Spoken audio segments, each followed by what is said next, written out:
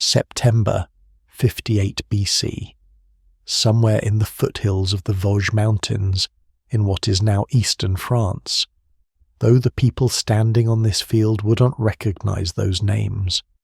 Dawn is breaking over two armies that have been circling each other for weeks, probing, skirmishing, avoiding the final confrontation that both commanders know is coming. Today, finally, they will collide. The air is cool, almost cold. Autumn is approaching. Mist clings to the low ground between the two armies, slowly burning off as the sun climbs higher. The field itself is unremarkable, relatively flat grassland with gentle rises, bordered by forests to the east and west. There are no villages nearby, no farms, no signs of human habitation, except for the tens of thousands of men gathered here to kill each other. It is large enough for massive formations to deploy, which is precisely why both commanders chose to accept battle here, rather than in the broken forested terrain they have been manoeuvring through for days. On one side of the field stand 6 Roman legions, approximately 30,000 men arranged in their characteristic three-line formation. The Romans call this the triplex aeties, hastati in front, principes in the middle, triarii in the rear. Though by this period these distinctions are more traditional than functional. Each legion is subdivided into 10 cohorts of roughly 480 men, and each cohort into 6 centuries of 80 men, creating a flexible, modular structure that can adapt to different tactical situations.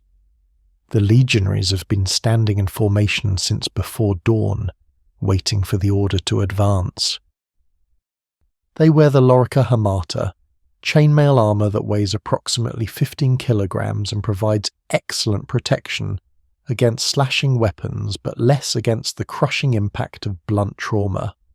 Over the armour they wear their red military cloaks, which in the pre-dawn light create a wall of crimson stretching across the field. On their heads they wear the Montefortino or Culus style helmets, bronze or iron constructions with cheek guards and a reinforced brow to deflect downward sword strikes. Each man carries a large rectangular shield, the scutum, which stands roughly 100 to 20 centimeters tall and covers most of his body. The shields are made of layers of wood glued together, covered in leather and reinforced with iron or bronze edging. They are heavy, weighing approximately 10 kilograms, but they can stop almost any weapon of the period. On the front of each shield is painted the symbol of the legion, and many bear the scars of previous battles, dents, cuts, gouges where enemy weapons struck. The legionaries' primary weapons are the gladius, a short thrusting sword approximately 60 centimeters long, and the pilum, a heavy javelin designed to be thrown just before contact. Each man carries 2 pila. The pilum is a devastating weapon. Its long iron shank is designed to bend on impact, making the javelin impossible to throw back and also weighing down enemy shields, forcing warriors to discard them. At close range, a volley of pila can devastate an enemy formation. But the legionaries are not thinking about their equipment right now. They are thinking about what stands across the field from them. Helmets gleam dully in the early light. Red cloaks hang motionless in the still air, creating an almost surreal uniformity.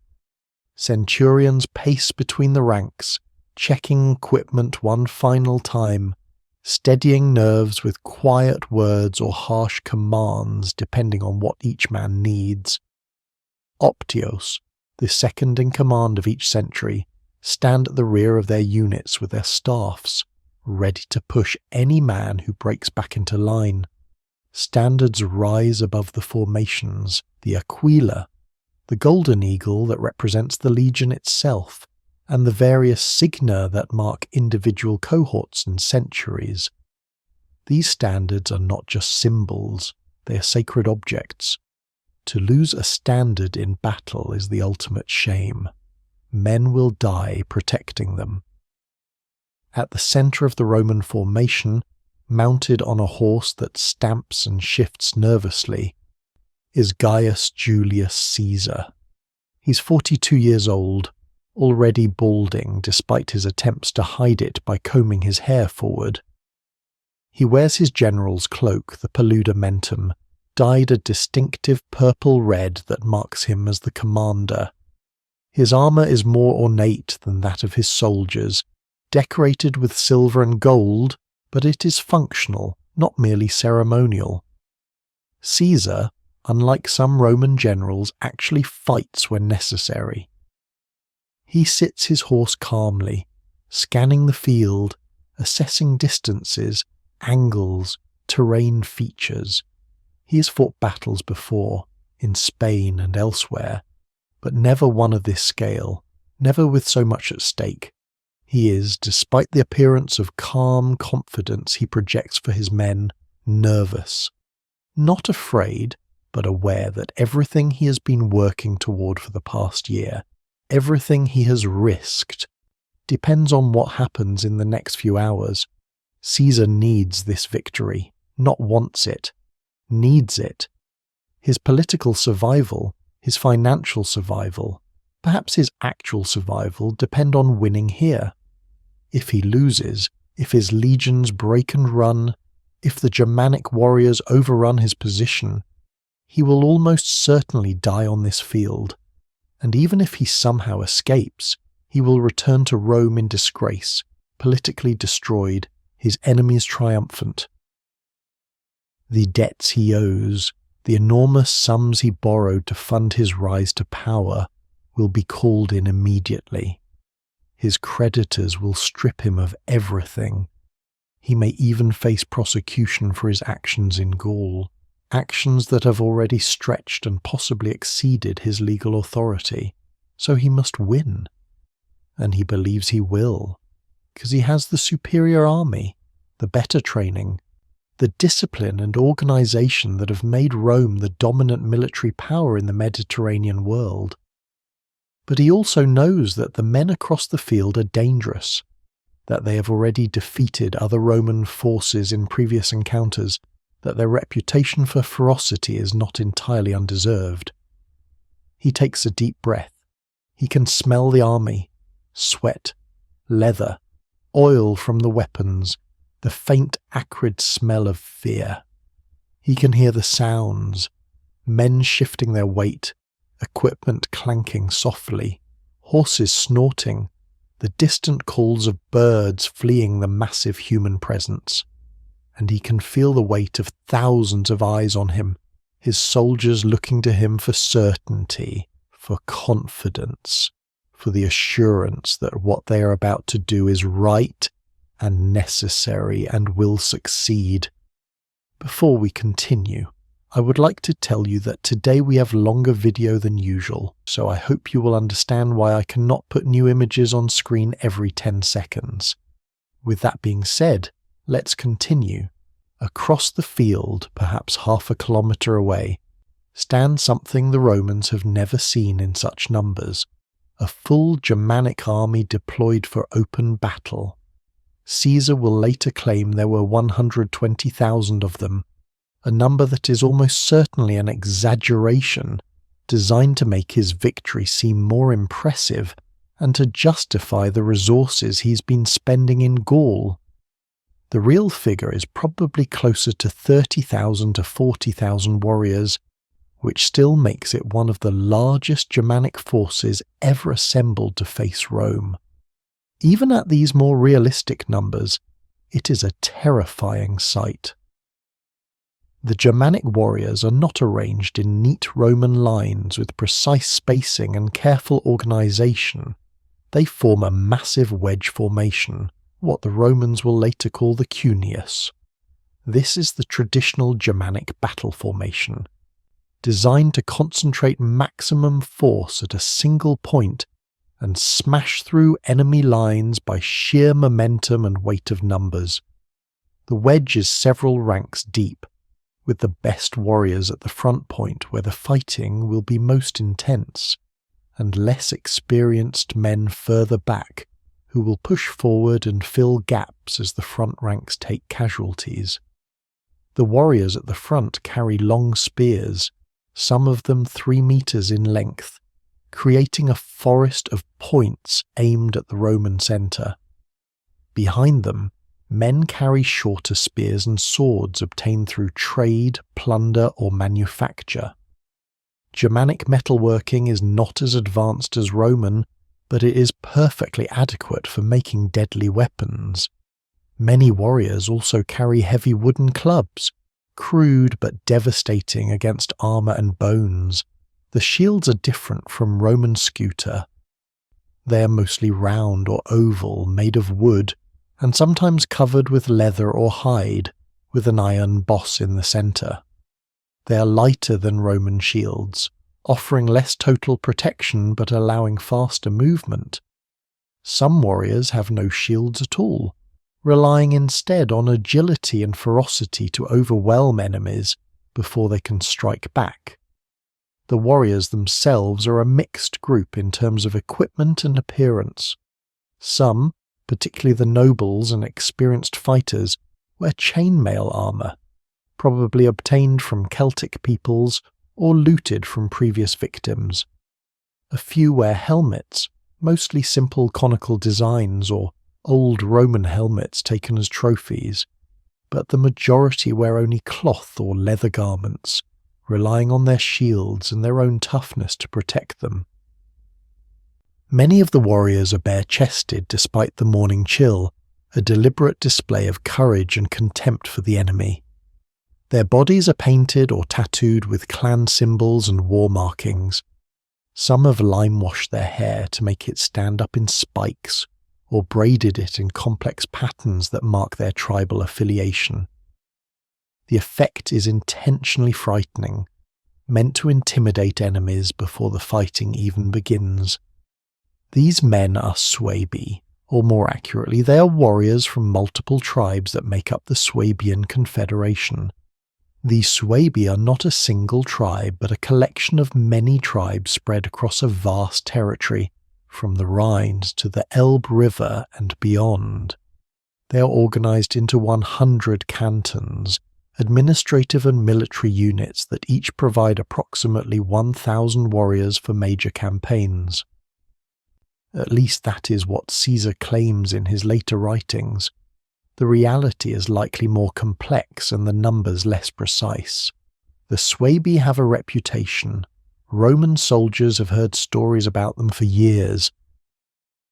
They are described as giants, physically larger and stronger than civilized peoples. They are said to be immune to cold, able to fight nearly naked in winter. They are fierce, fearless, and have never been defeated by Rome in any significant engagement. These descriptions are exaggerated products of fear and cultural prejudice, but they have an effect. The Roman soldiers standing across the field are afraid, though they will not admit it. Behind the Germanic battle line, visible to the Romans in the growing light, are hundreds of wagons. These are not military supply wagons. These are homes on wheels, the living quarters of the families who have followed the warriors into Gaul. Inside and around these wagons are thousands of women, children, and elderly people. They have been travelling with the army for months, maybe years. These wagons represent everything the Germanic peoples own, everyone they love.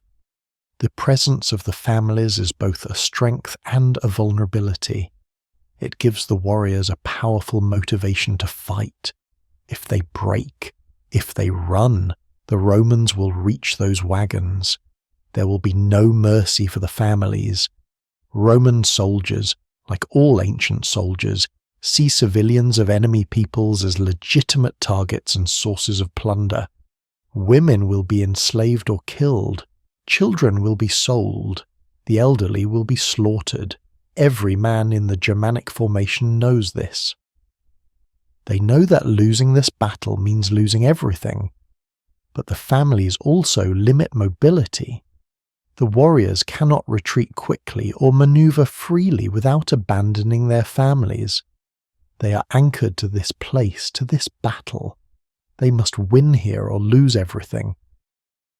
At the front of the Germanic wedge, also mounted on horseback, is the man Caesar has spent months demonizing in his reports to Rome, Ariovistus, king of the Suebi. We do not know exactly what he looked like. No contemporary descriptions survive except brief mentions in Caesar's writings, and Caesar was not interested in providing a physical portrait. We can guess that Ariovistus was probably in his 40s or 50s, old enough to have accumulated the experience and reputation necessary to lead such a large confederation, but young enough to still fight.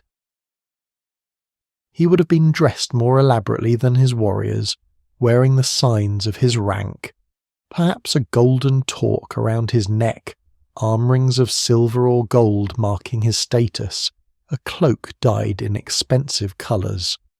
His weapons would have been of the highest quality, a sword with an elaborately decorated hilt, a spear with an iron point larger and better forged than those of common warriors. He might have worn a helmet, possibly a captured Roman one or a locally made piece decorated to mark his kingship.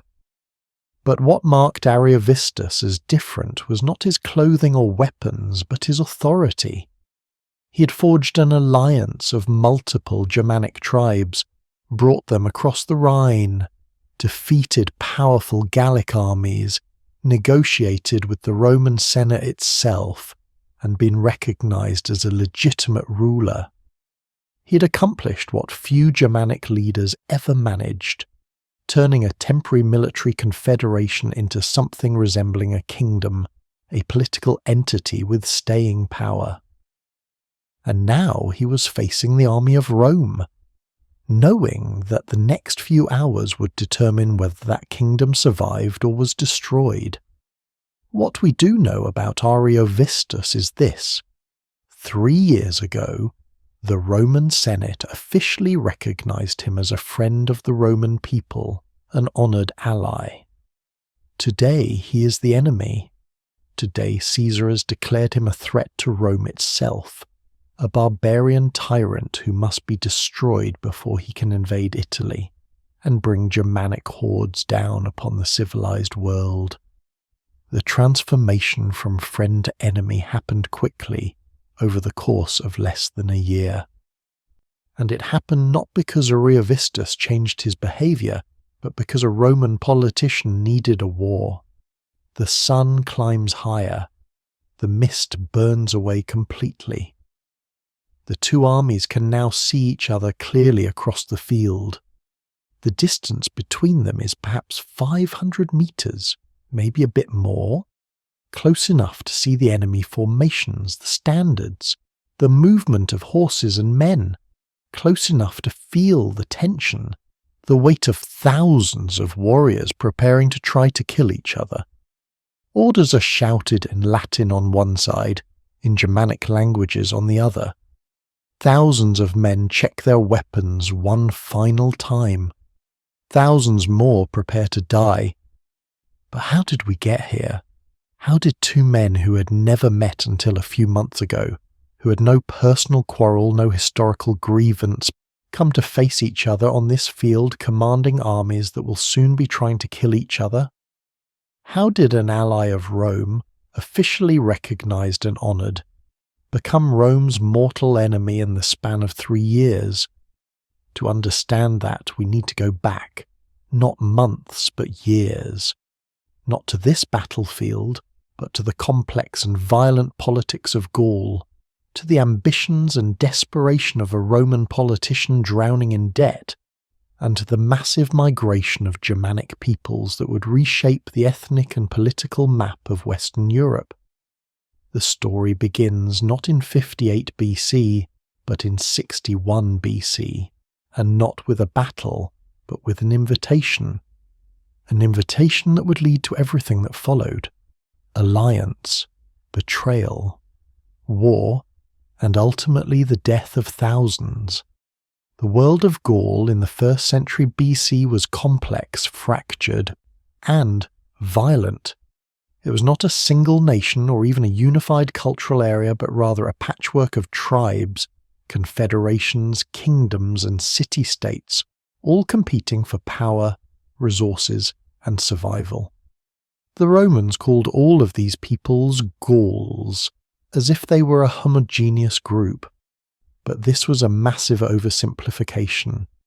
The tribes of Gaul spoke related but distinct Celtic languages, practiced similar but not identical religions, shared some cultural traits, but differed dramatically in political organisation and allegiances. The Aedui were one of the most powerful Gallic tribes. They controlled territory in what is now Burgundy, centred around the modern city of Autun, then called Bibracte. The Aedui were wealthy, their lands producing grain and other agricultural products that could be traded. They had good relations with Rome, having been recognised as brothers and friends of the Roman people, a diplomatic designation that provided prestige and sometimes protection. Roman merchants operated in Aedui territory. Aedui nobles visited Rome and adopted some Roman customs while maintaining their Celtic identity. The Aedui were, in Roman eyes, civilized Gauls. They could be dealt with, negotiated with, trusted to a degree. This relationship benefited both sides. The Aedui gained Roman support against rivals, and Rome gained allies who could help control Gaul without requiring direct military intervention. The Sequani were another powerful Gallic tribe, controlling territory to the east of the Aedui in what is now the Franche-Comté region of France. The Sequani and Aedui had been rivals for generations, competing over control of trade routes, territory, and influence among smaller tribes. This was not unusual. Intertribal conflict was endemic in Gaul. What made this particular rivalry important was its scale, and the fact that the Sequani, by the mid-1st century BC, were losing. The Aedui had better access to Roman support and more wealth. They were winning the battles that mattered. They were expanding their influence at Sequani expense. The Sequani leadership, faced with the prospect of being completely subordinated to their rivals, needed help. They needed allies. They needed military force that could match Aedui power. So they looked east, across the Rhine River, to the vast and violent world of the Germanic tribes. The Rhine in the 1st century BC was not just a river.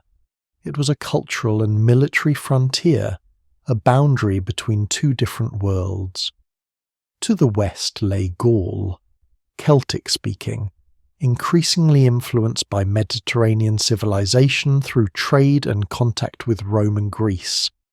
To the east lay Germania, a vast territory of forests and rivers inhabited by Germanic-speaking peoples who organized themselves into tribes and practiced a culture based on warrior values, clan loyalty, and a pastoralist economy supplemented by limited agriculture.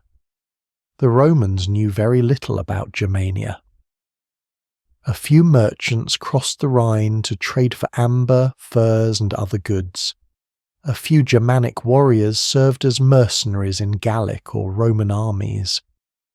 But for the most part, Germania was terra incognita, unknown land inhabited by peoples the Romans considered savage, dangerous, and barely human.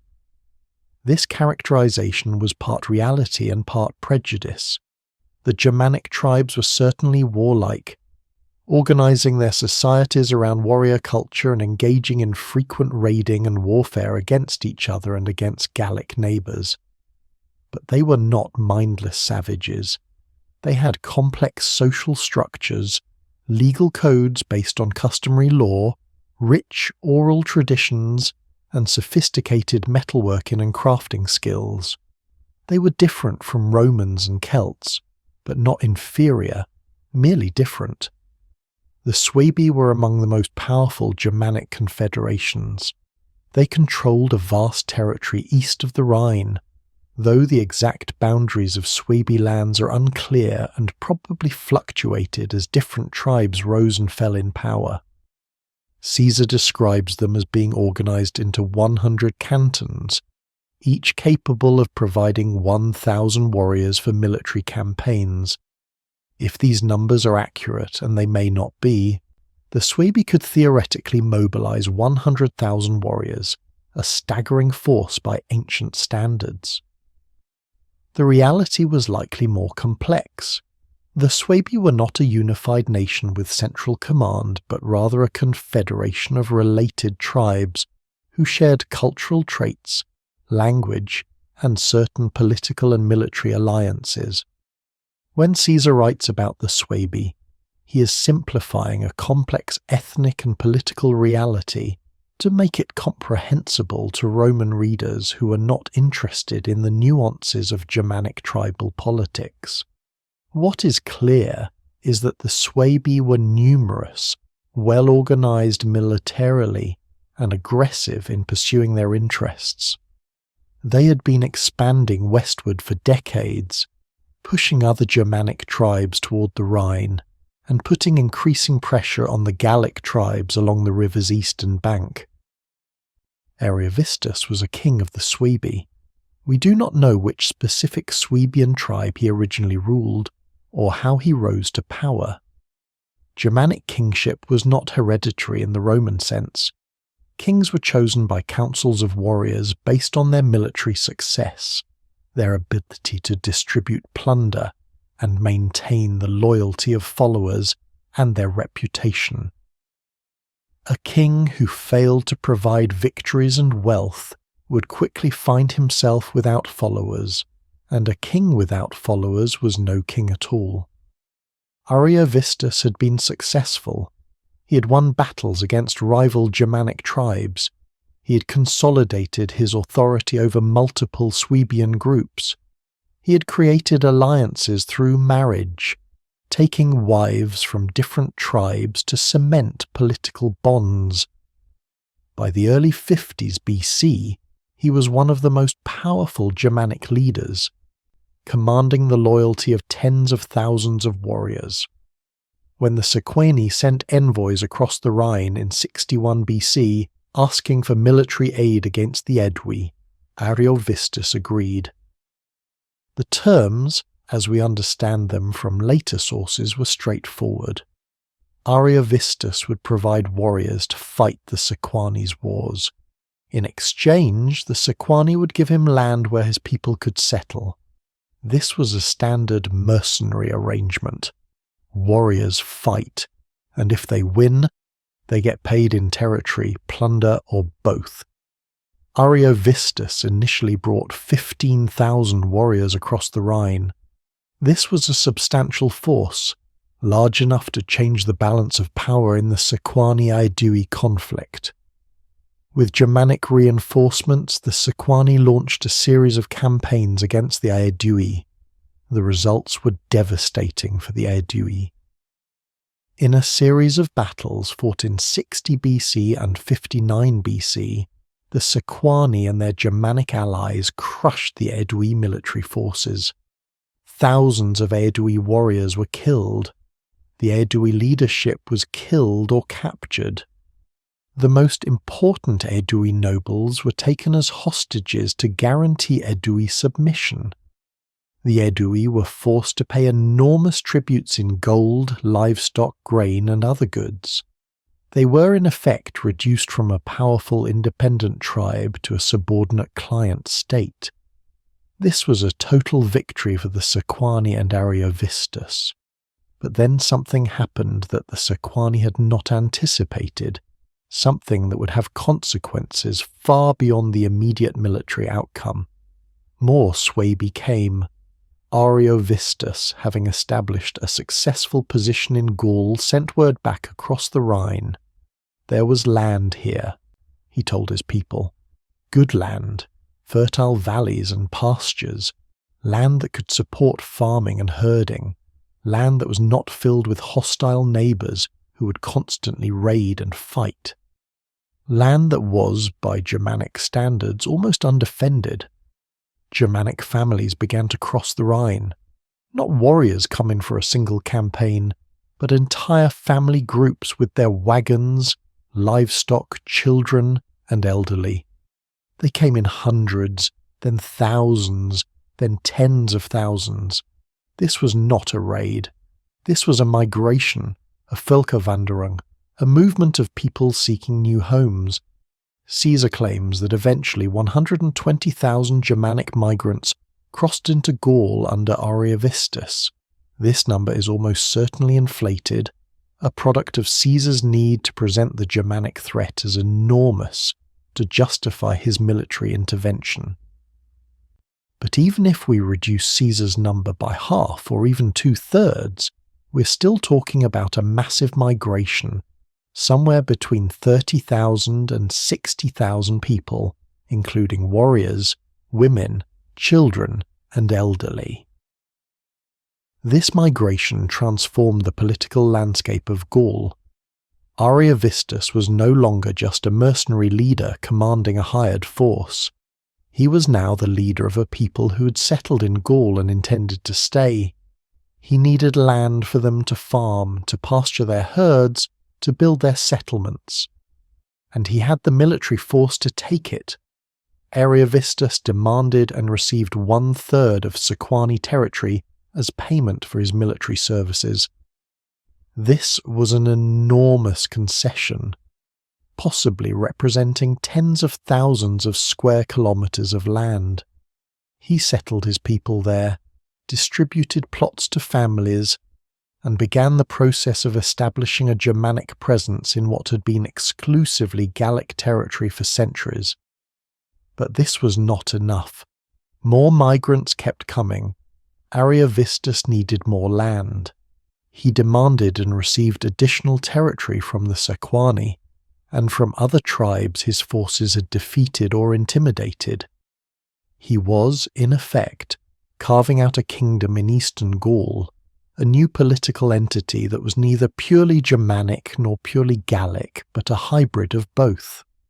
Ariovistus did not simply conquer and dominate. He also attempted to integrate himself into Gallic political structures. He married multiple wives, a common practice among Germanic nobles, but crucially he married women from both Germanic and Gallic families. One of his wives was reportedly a Sequani noblewoman, cementing his alliance with that tribe. Another was from a different Gallic tribe. These marriages were not romantic but political, tools for creating alliances and legitimizing his authority. By marrying into Gallic nobility, Ariovistus was claiming a place within the existing power structure. He was not just a foreign invader, but someone who had familial ties to Gallic tribes, who could claim to be acting within the norms of Gallic politics, where intermarriage between tribal elites was common.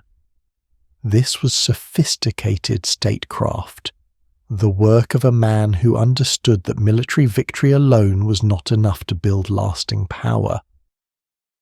For a few years this arrangement seemed stable.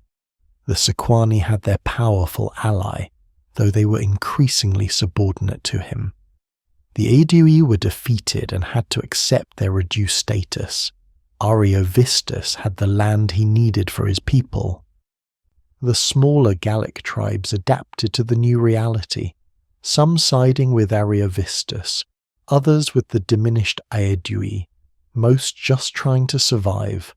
And then Rome noticed what was happening.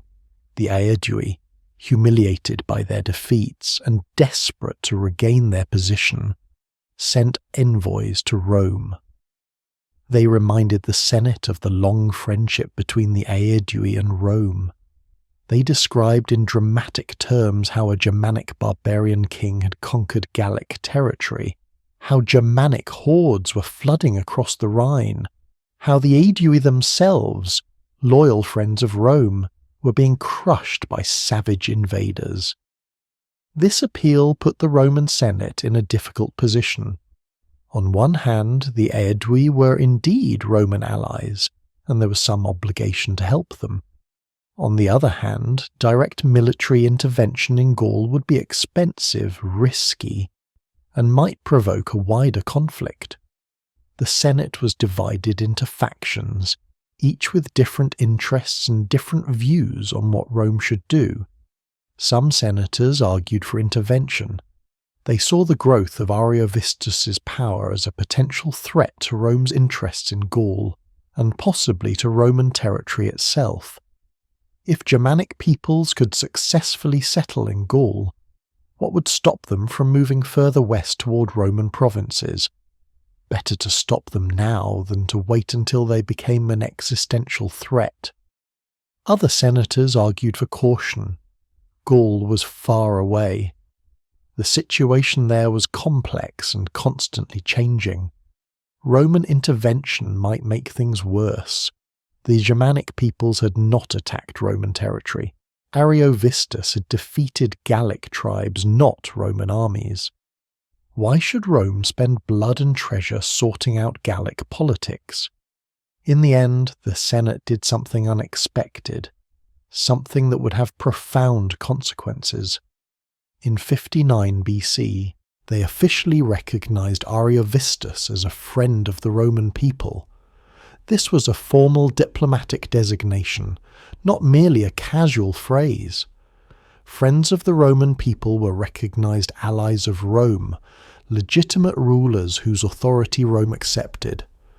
The designation brought prestige and theoretically protection. It was a signal that Rome accepted Ariovistus's position in Gaul and had no immediate plans to challenge him militarily. Why did the Senate do this? The sources do not provide a clear answer, but we can make informed guesses. Part of it was probably pragmatic politics. Recognizing Ariovistus cost Rome nothing. It might create a useful ally who could serve as a counterweight to other Gallic tribes, or help maintain stability in the region. It also avoided an expensive military campaign at a time when Rome had other concerns elsewhere. Part of it was probably factional politics within the Senate itself. Different senators supported different policies for different reasons, and the final decision was likely a compromise that satisfied no one completely but that everyone could accept. And part of it perhaps was bribery. Ariovistus had wealth, gold and silver taken as plunder from the Aedui and other defeated tribes. It is entirely possible that he sent gifts to influential senators or funded the campaigns of politicians who supported his recognition. This was standard practice in Roman politics. Everyone did it. For Ariovistus, this recognition was a triumph. He was no longer just a barbarian mercenary or a foreign conqueror. He was a friend of Rome, an officially recognized ruler with legitimacy that extended beyond mere military force. He could point to this status when dealing with Gallic tribes, could use it to intimidate enemies and reassure potential allies. He could claim that his position in Gaul had the approval of the greatest power in the Mediterranean world. The Aedui were furious. They had appealed to Rome for help and instead watched Rome officially recognize their enemy. This humiliation would drive their future actions and would eventually provide the pretext for Roman intervention, though not in the way the Aedui had hoped. For a brief moment, Ariovistus had achieved something remarkable. He had carved out a kingdom in Gaul, secured it with military force, legitimized it through marriage and diplomacy, and gained recognition from Rome itself. He ruled over a hybrid population of Germanic settlers and Gallic subjects, controlled valuable agricultural land, and commanded a powerful army. By any reasonable standard, he had won. But everything he had built was about to come crashing down, destroyed not by a Gallic enemy, but by a Roman politician desperate for a war. Gaius Julius Caesar was born in 100 BC into an old patrician family that had fallen on hard times. The Julii were ancient aristocracy, claiming descent from Iulus, son of Aeneas, and thus from the goddess Venus herself. This was impressive lineage, but lineage alone did not translate into power or wealth in the late Roman Republic.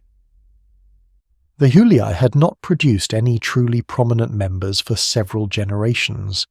They were patricians, but poor patricians, which in Rome was almost worse than being a commoner. Caesar grew up in the Subura, one of the poorer districts of Rome, in a city divided between the fabulously wealthy few and the struggling many. He saw from childhood how Roman politics worked. Wealth bought influence. Influence bought office.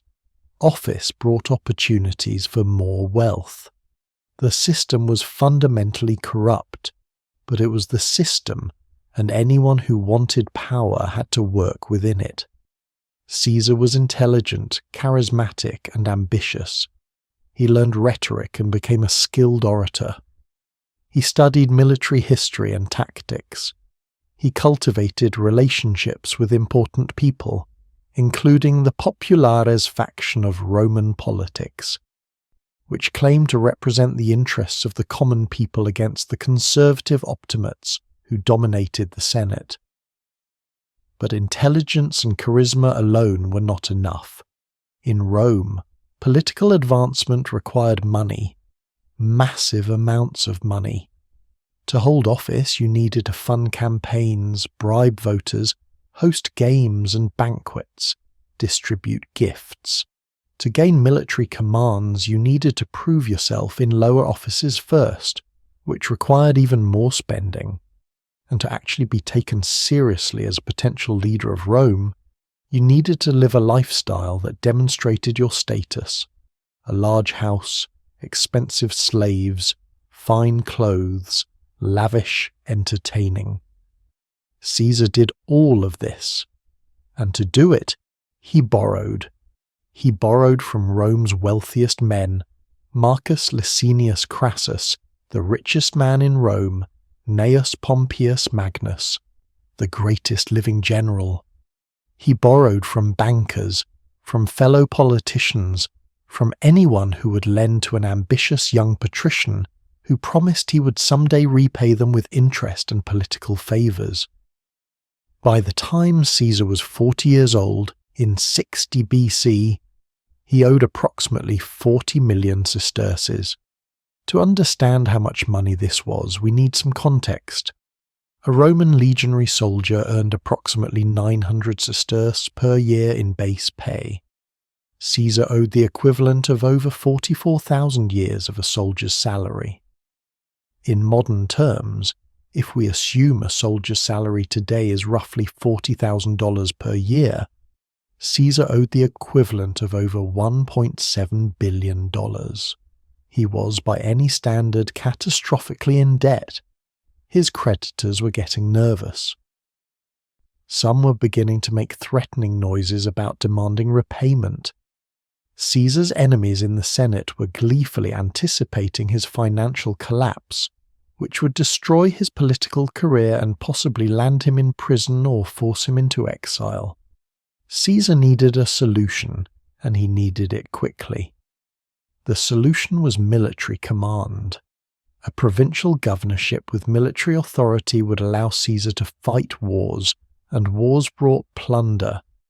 Conquered peoples could be enslaved and sold. Treasuries could be looted. Tribute could be extracted. A successful military commander could become wealthy almost overnight. And beyond the financial benefits, military glory brought political power. Romans respected military success above almost everything else. A general who won victories, who expanded Roman territory, who brought home captives and loot for triumphal processions, could parlay that success into the highest political offices. Caesar needed a war, but he was not yet in a position to start one. He needed allies first. In 60 BC, Caesar formed what would later be known as the first triumvirate with two other powerful men, Pompey and Crassus. The alliance was informal, not an official governmental structure, but it was effective. Together, these three men controlled enough influence, wealth, and military force to dominate Roman politics. Pompey provided military prestige. He was Rome's greatest living general, having conquered much of the eastern Mediterranean and defeated pirates who had been terrorizing trade routes. He was popular with the army and with the people, though the Senate distrusted him. Crassus provided money. He had made his fortune through real estate speculation, buying up property during times of crisis and war.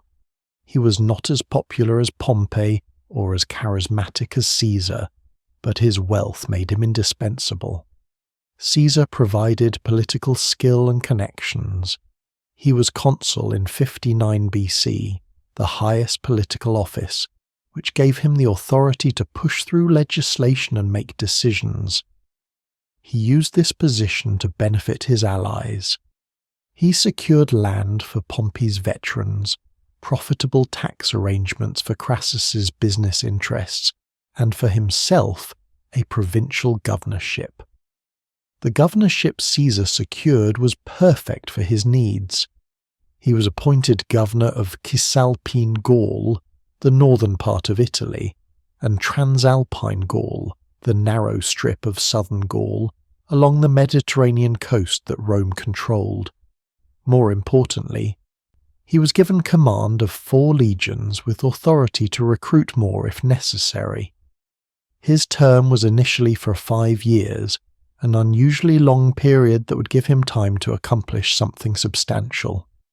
This appointment was exactly what Caesar needed. He had military command, soldiers to lead, and a province on the edge of territories where he might find opportunities for war. There was only one problem. Gaul was peaceful. The Roman territories in Gaul were secure. The tribes in the region had been subdued in previous decades. Trade was flowing. There were no immediate threats, no rebellions, no enemies massing at the borders. Caesar might spend 5 years as governor without fighting a single significant battle, which would gain him nothing. He would collect his governor's salary, sure, but that would barely make a dent in his debts. He needed war, and if there was no war, he would have to create one. Caesar arrived in Gaul in 58 BC looking for opportunities. He did not have to wait long. The Helvetii, a Gallic tribe living in what is now Switzerland, had decided to migrate westward. The reasons for this migration are debated. The Helvetii later claimed they were under pressure from Germanic tribes pushing in from the east. They may also have been seeking better agricultural land or trying to escape conflict with neighbours. Whatever the reasons, the Helvetii packed up their belongings, burned their villages to prevent anyone from turning back, and began moving west with their entire population. Caesar claims they numbered 368,000 people, though this number is almost certainly exaggerated. A more realistic estimate would be 100,000 to 150,000, still a massive migration. The Helvetii intended to cross through Roman-controlled territory in southern Gaul to reach lands further west. Caesar, as governor, had the authority to grant or deny them permission. He denied it. When the Helvetii attempted to find alternate routes, Caesar claimed they were threatening Roman allies and attacked. The resulting campaign lasted several months. Caesar's legions defeated the Helvetii in a series of engagements, most notably at the Battle of Bibracte. Tens of thousands of Helvetii were killed.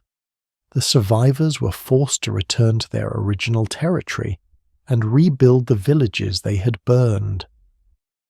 It was a Roman victory, and it gave Caesar his first military laurels.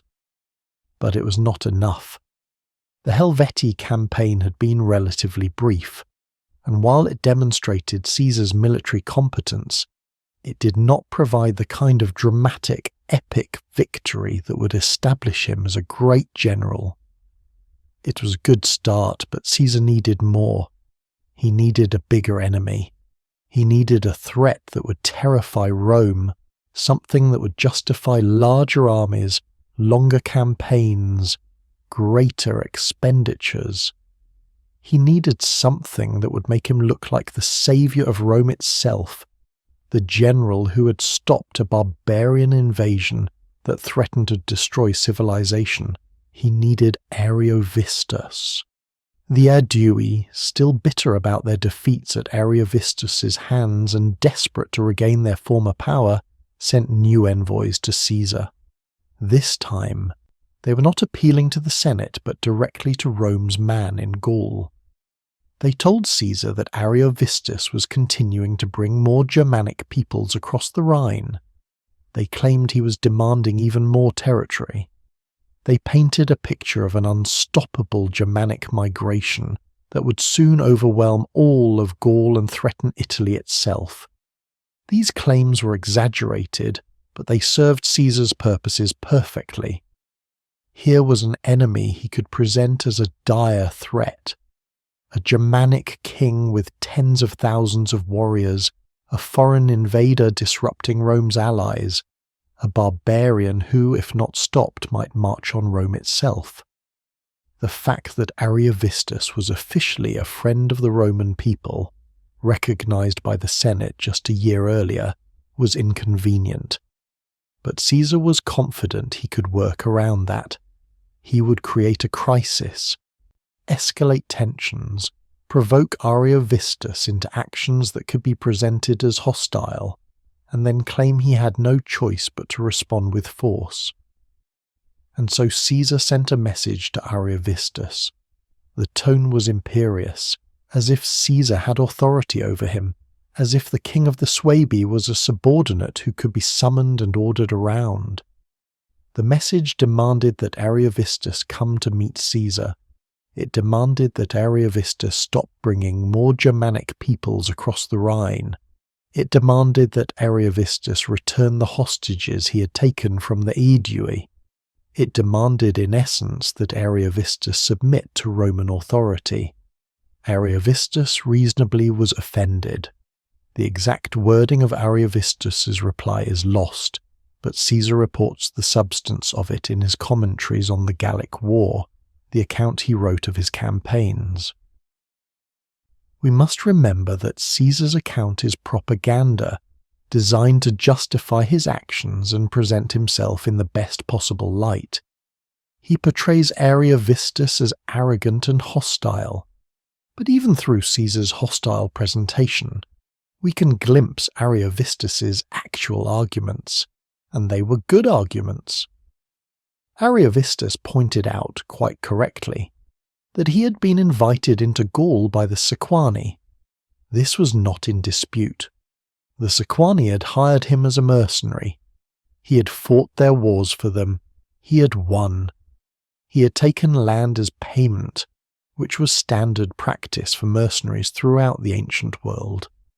This was a legitimate arrangement, recognized by both parties.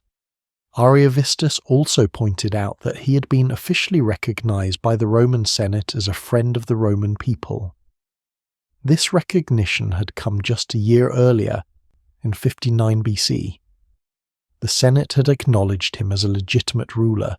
Rome had accepted his position in Gaul. So what had changed? Had Ariovistus attacked Roman territory? No. Had he broken any treaties? No. Had he threatened Rome? No. So what right did Caesar have to suddenly treat him as an enemy?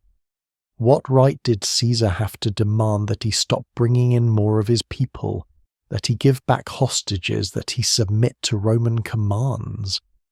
Ariovistus was not a Roman subject.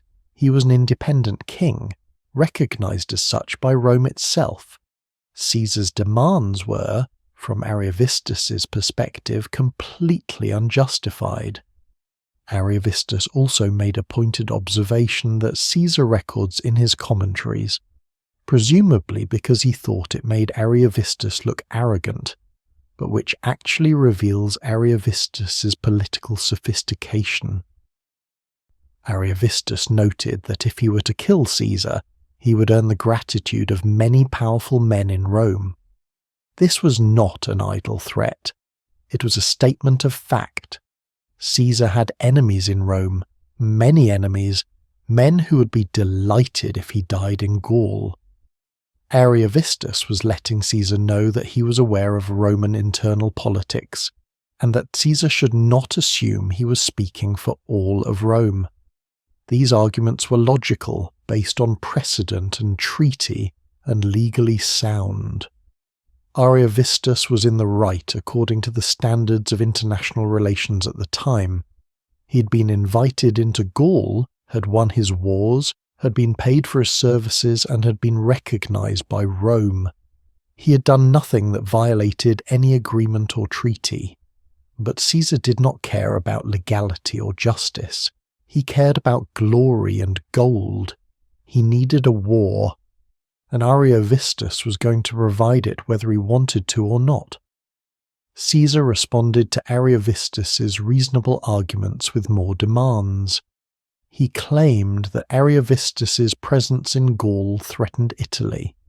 He asserted that Germanic migrations into Gaul would eventually lead to invasions of Roman territory. He insisted that it was his duty as a Roman governor to stop this threat before it materialized. None of this was true. Ariovistus had no plans to invade Italy. His people had settled in Gaul and were focused on farming and building their communities. They were not massing for an invasion. They were not threatening Roman territory, but Caesar needed to present them as a threat to justify military action. The two men agreed to meet face to face. This meeting, which probably occurred in late summer of 58 BC, was tense and ultimately futile. Both men came with small military escorts to a neutral location somewhere between the two armies that were, by this point, shadowing each other across eastern Gaul. The conversation, as Caesar reports it, was hostile from the start. Caesar laid out his demands again. He insisted that Ariovistus must stop bringing Germanic peoples across the Rhine. He demanded that Ariovistus return the Aedui hostages immediately. He asserted that Ariovistus must acknowledge Roman authority in Gaul. Ariovistus responded with anger. He repeated his earlier arguments about being invited into Gaul, about being recognized by Rome, about having done nothing to provoke Roman hostility. He pointed out the hypocrisy of Caesar's position. Rome had officially made him a friend and ally, and now Caesar was treating him as an enemy without any justification. The conversation went nowhere. Neither man was interested in compromise. Caesar needed a war and was going to provoke one. Ariovistus saw what was happening and refused to submit to what he correctly identified as illegitimate demands. The meeting ended without agreement.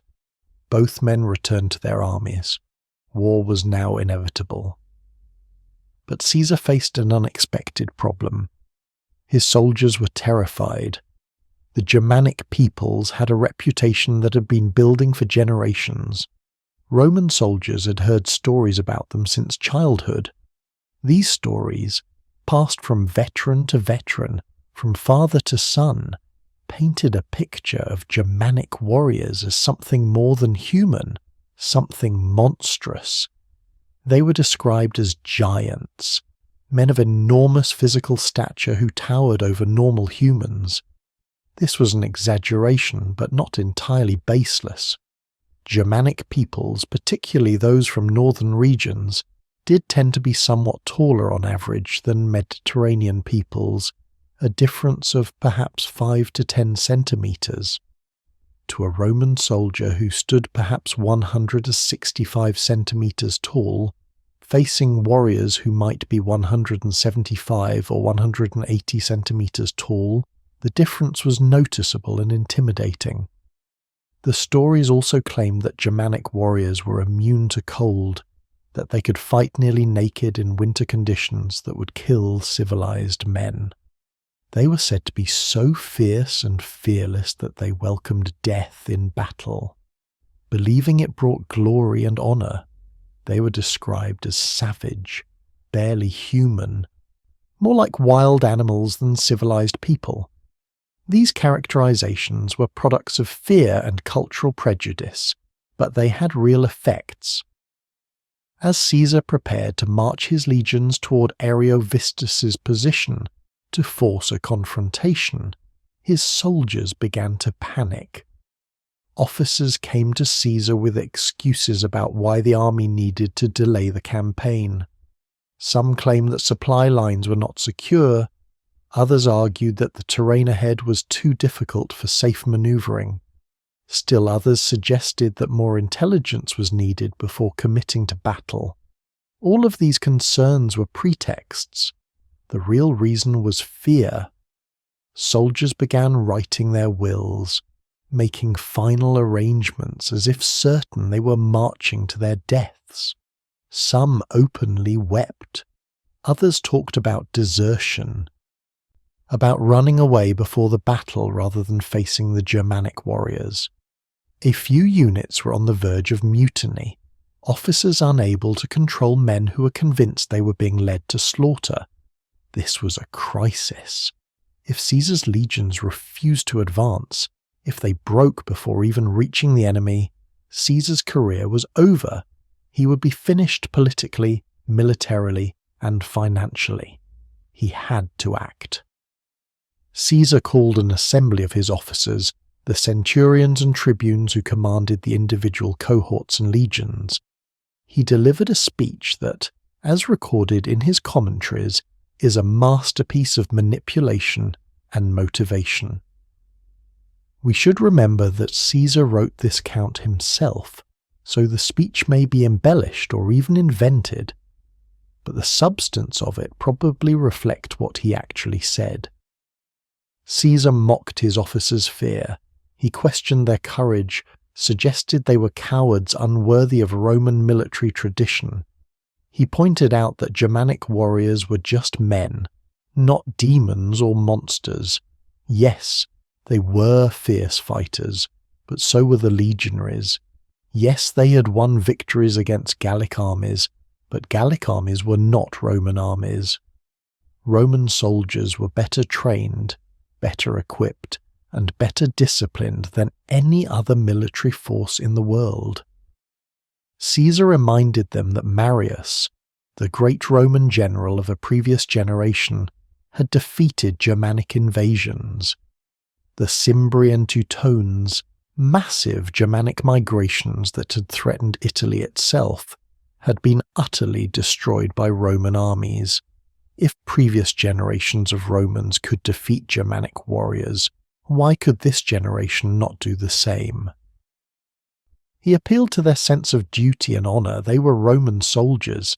They had taken an oath to obey their commanders and fight Rome's enemies.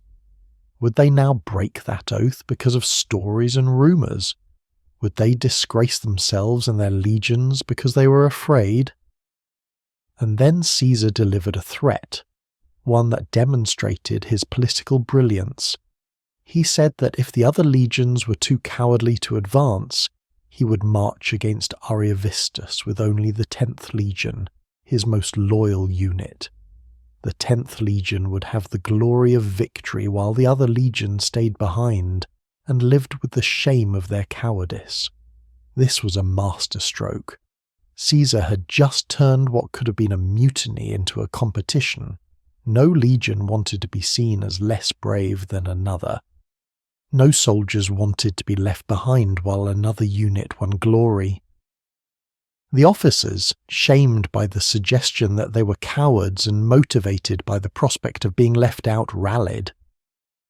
They assured Caesar that their men would follow him anywhere. The mutinous talk stopped. The fear did not disappear, but it was now controlled, channeled into determination to prove themselves. The army prepared to march.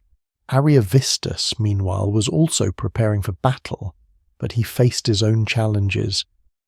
he had consulted the Germanic seers, women who practiced divination and who held important religious authority in Germanic societies. These seers used various methods to read omens, examining the entrails of sacrificed animals, watching the flight of birds, interpreting dreams and visions, reading patterns in smoke or fire. The seers had delivered a troubling prophecy. They declared that the Germans must not fight before the new moon. If they engaged in battle before the new moon, they would be defeated. After the new moon, victory would be possible. Ariovistus believed in these prophecies. Most of his warriors did as well. Germanic religion was not organized like Roman or Gallic religions with temples and priesthoods, but it was deeply embedded in daily life and decision-making. Omens mattered. Dreams mattered.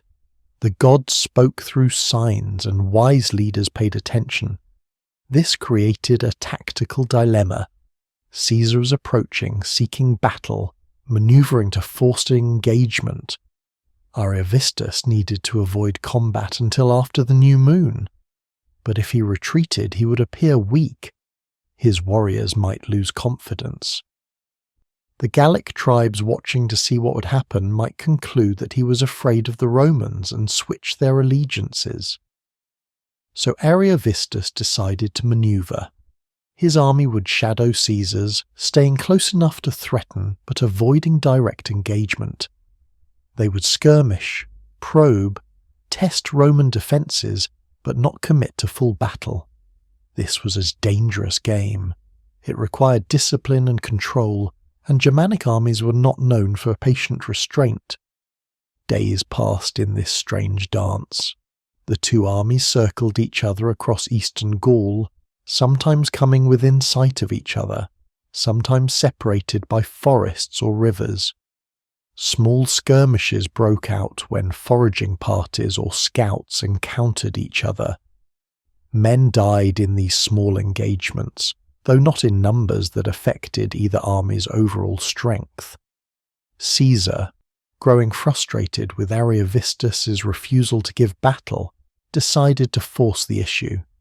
He ordered his legions to begin constructing a fortified camp very close to Ariovistus's position, close enough that the Germanic warriors could see Roman soldiers digging trenches and building ramparts. This was a deliberate provocation, an insult to Ariovistus's authority and courage. It said, essentially, "We are here. We are not afraid of you. We are building a fort practically in your camp. What are you going to do about it?"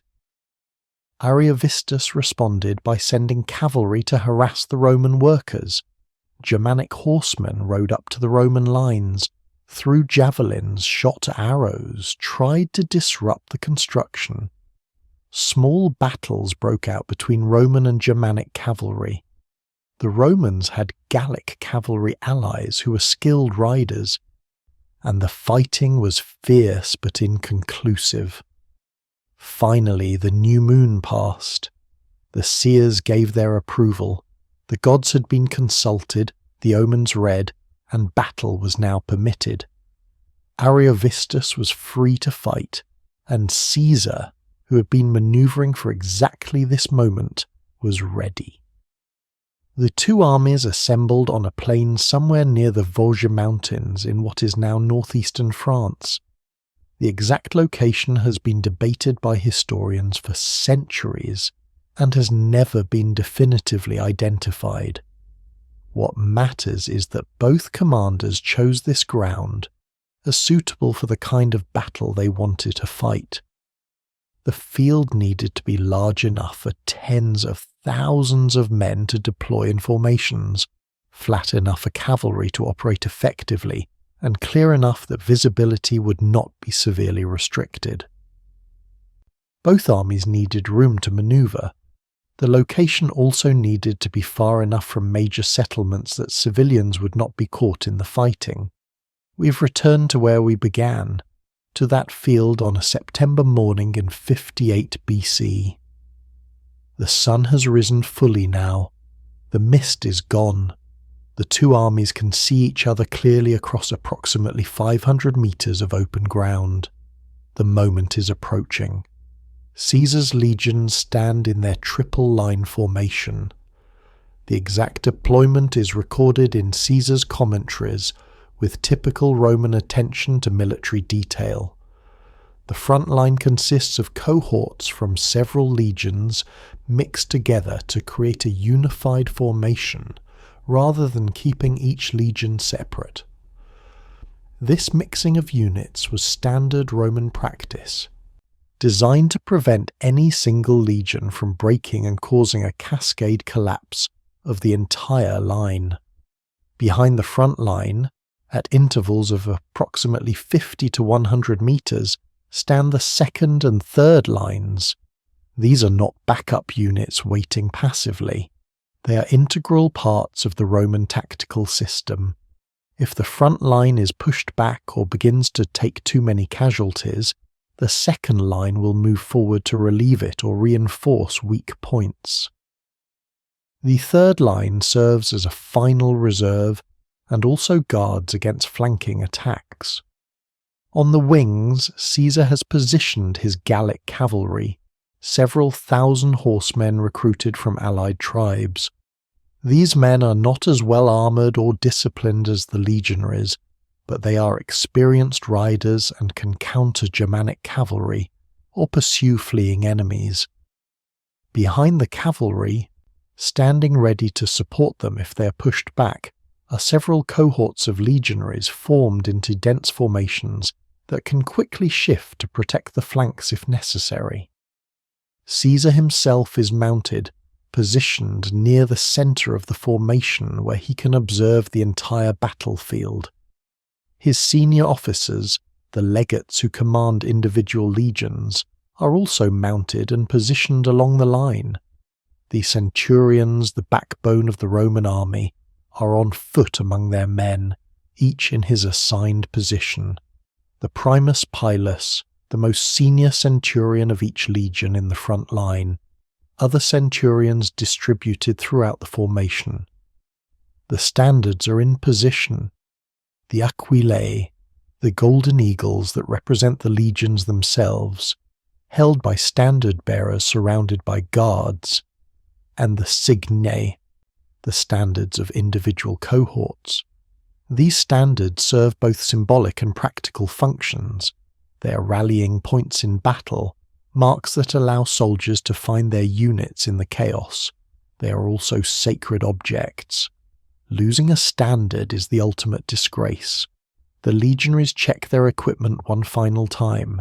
Helmets are secured, straps tightened, shields are gripped firmly, left arm through the horizontal handle, hand gripping the vertical handle, the weight supported partly on the forearm. Swords are loosened in their scabbards to ensure they will draw smoothly. The pila, the heavy javelins, are held ready, one in the right hand, one stuck in the ground nearby for quick access. The soldiers are nervous but controlled. They have been trained for this. Every man knows his position, knows the signals, knows what is expected. The centurions and optios move among them, offering final words of encouragement or discipline as needed. The tension is enormous, but it is contained, channeled into readiness. Across the field, the Germanic formation is different in structure and mood.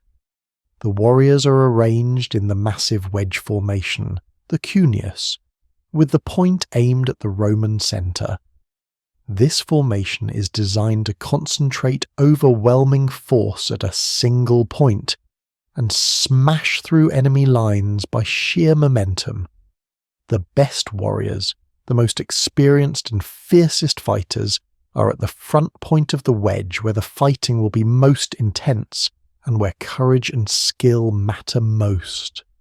These men wear whatever armour they have, chainmail hauberks, leather jerkins reinforced with metal plates, occasionally a captured Roman cuirass. Most have helmets of various designs. They carry the best weapons, long spears with iron points, swords obtained through trade or taken as plunder, heavy axes. Behind the front ranks are younger warriors, less experienced but eager to prove themselves. Many of these men have never been in a major battle before. They have trained, practiced with weapons, hunted, perhaps participated in small raids or skirmishes, but they have never stood in a formation facing thousands of enemies preparing to try to kill them. They are nervous, some visibly shaking, others working themselves into a frenzy to master their fear. Further back are older warriors, men past their prime fighting years but still strong enough to contribute. These men push forward, adding weight to the wedge, maintaining the formation's density. In a wedge formation, the rear ranks are as important as the front because the entire formation moves as a single mass. If the rear ranks hesitate or fall back, the wedge loses its momentum and becomes just a crowd. Mixed among the warriors are boys, adolescents not yet old enough to be full warriors, but old enough to participate in battle. They carry supplies, provide support, and learn by observing. If the battle goes well, they might join in the fighting and claim their first kills. If it goes badly, they will try to protect the wounded and the families. The Germanic warriors do not have the uniform appearance of Roman soldiers. They come from different tribes, where different styles of clothing carry different weapons. Some are bare-chested, their bodies painted with clan symbols or tattooed with protective designs. Others wear tunics and trousers, practical clothing for the cooler climate they come from. Many have lime-washed their hair, a Germanic custom, making it stand up in spikes or braiding it elaborately. Some wear animal skins or furs draped over their shoulders. The shields are diverse, round wooden shields with iron bosses, oval shields of various sizes, a few rectangular shields that look like they were copied from Celtic designs. The shields are decorated with clan symbols, personal totems, captured decorations. Each shield tells a story, represents a warrior's identity and history. Behind the main battle line, the wagons are visible to everyone on both sides of the field. These are not military vehicles, but homes, each wagon housing a family or extended family group. The wagons are arranged in a defensive circle, a lager, that can be defended if the battle somehow reaches them. But everyone knows that if the Roman soldiers reach the wagons, the defensive circle will not hold. The wagons are a motivation for the warriors to win, but also a vulnerability. Inside and around the wagons are thousands of women, children, and elderly people. They have been watching the armies prepare, watching their men arm themselves and take positions. They know what is about to happen. Many of the women are warriors themselves in a sense, capable of fighting if absolutely necessary, trained to defend the wagons if it comes to that. But they are not equipped or organized for real combat against Roman legionaries. If the warriors break, if the Romans reach the wagons, it will be a massacre. At the front of the Germanic wedge, mounted on a horse that seems too small for him if the Roman descriptions are to be believed, is Ariovistus. We can imagine him wearing his finest equipment, a golden torque round his neck marking his status as king, arm rings of silver and gold, a cloak dyed in expensive purple or red obtained through trade, a helmet that might be a captured Roman piece or a locally made item decorated to show his rank. His sword would be of the highest quality, the blade pattern welded for strength and flexibility, the hilt wrapped in gold wire or decorated with precious stones. But more important than his physical appearance is his presence. He has led these warriors for years, through battles and victories, through the migration into Gaul and the establishment of their settlements. They have followed him because he has been successful, because he has provided land and plunder, because he has proven himself worthy of their loyalty. Now, on this field, he must prove himself again. Let me interrupt you for a second. This channel was created few weeks ago, and since then I've been posting those huge historical documentaries daily. If you would love to support the channel and give me extra motivation to keep posting, hit that subscribe button. Now let's continue. Ariovistus knows what is at stake. If his warriors win, if they break the Roman army, Caesar will be killed or forced to flee in disgrace. The Germanic settlement in Gaul will be secure. No one will challenge his authority for years. He will be remembered as the king who defeated Rome. But if he loses, everything is gone. His people will be slaughtered or enslaved.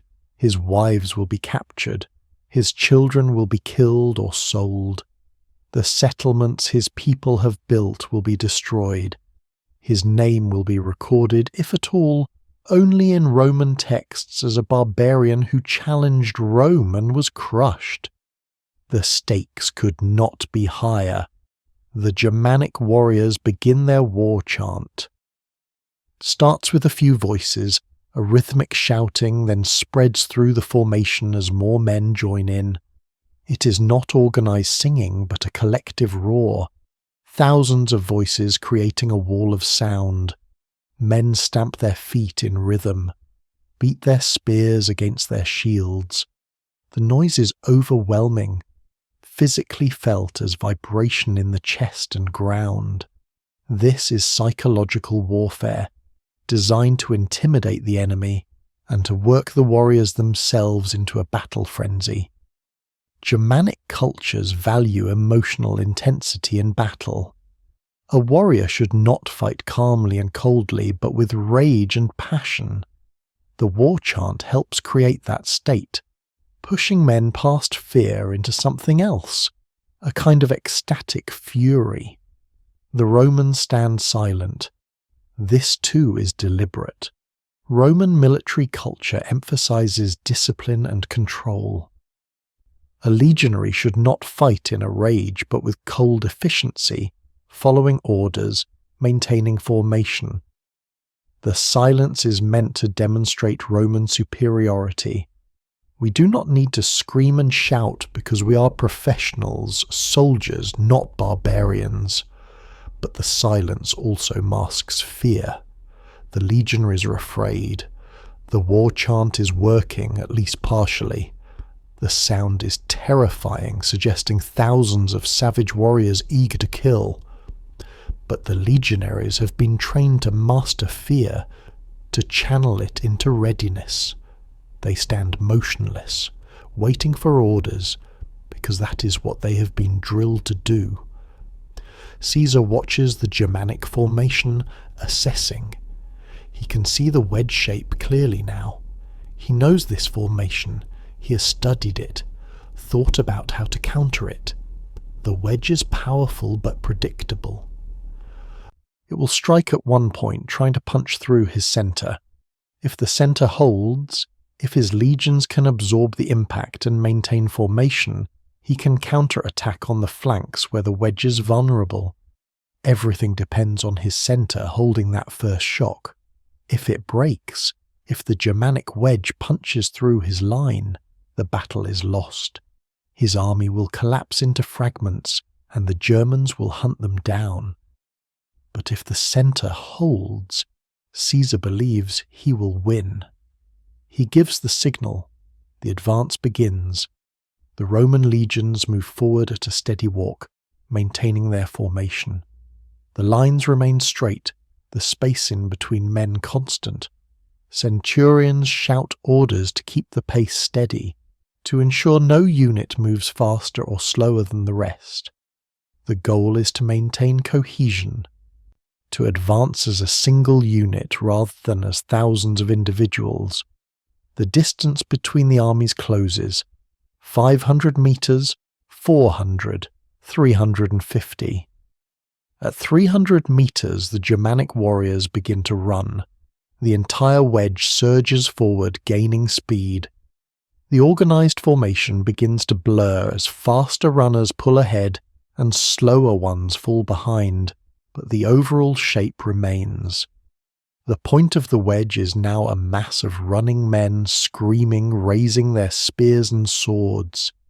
The Romans continue their steady advance. Orders are shouted, steady, hold formation, wait for the command. At 200 meters, some of the Germanic warriors release their spears. These are not heavy pila designed to be thrown in unison, but lighter javelins, and they are thrown individually as warriors reach the range where they feel confident. The result is a scattered volley rather than a coordinated salvo. Hundreds of spears fly through the air, arcing toward the Roman formation. The Roman command comes, shields. The scuta come up in unison, creating a wall. Most of the Germanic spears thud harmlessly into shields or strike glancing blows that are deflected. A few find gaps and men fall, but the Roman line holds. The wounded are dragged backward by the men behind them. Replacements from the second line step forward to fill gaps. The distance is now 100 meters and closing fast. The Germanic wedge is at full sprint. The warriors at the front point only seconds from impact. The Romans continue walking forward, maddeningly slow from the Germanic perspective, steady and controlled. At 50 meters, Caesar gives the order, halt, pila, ready. The Roman legions stop. The front rank men set their feet, brace their shields. Each man draws back his right arm, Pelium ready. 30,000 men holding heavy javelins, all pointed at the rushing Germanic wedge. Loose, the first volley is released. 30,000 pila thrown nearly simultaneously, creating a cloud of iron-tipped missiles that arcs through the air and slams into the Germanic wedge. The effect is devastating. The pila are heavy, approximately 2 meters long with weighted iron shanks. They hit with enormous force.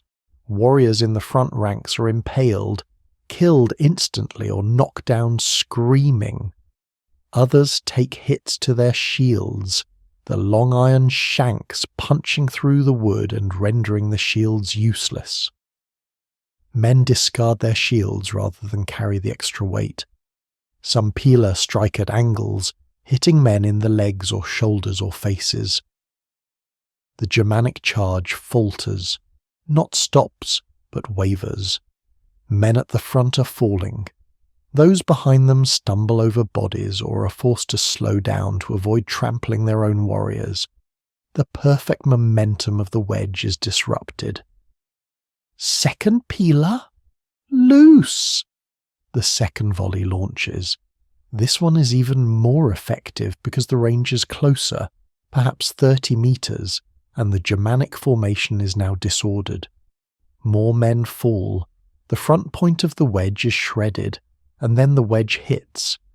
Despite the casualties from the pila volleys, the Germanic warriors have maintained enough momentum that the impact is catastrophic. The surviving front ranks of the wedge slam into the Roman centre with the combined weight of thousands of running men behind them. The sound is like a thunderclap. Shield crashes against shield. Men are knocked backward by sheer force. The front rank of Romans buckles under the impact. Some legionaries are trampled, crushed under the press of bodies.